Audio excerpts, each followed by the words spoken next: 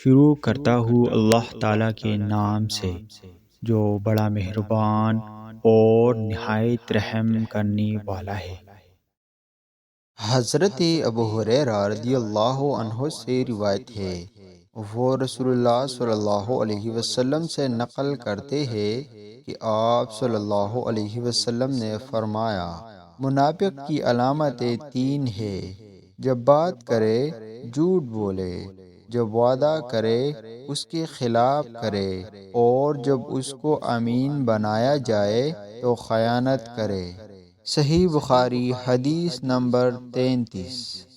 حضرت عبداللہ بن عمر رضی اللہ عنہ سے روایت ہے کہ رسول اللہ صلی اللہ علیہ وسلم نے فرمایا کہ چار عادتیں جس کسی میں ہو تو وہ خالص منافق ہے، اور جس کسی میں ان چاروں میں سے ایک عادت ہو تو وہ بھی ناپاک ہی ہے جب تک اسے نہ چھوڑ دے۔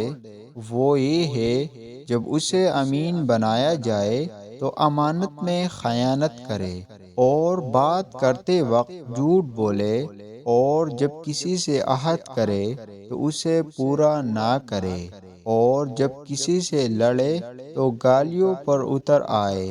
اس حدیث کو شیبہ نے بھی سفیان کے ساتھ عمش سے روایت کیا ہے۔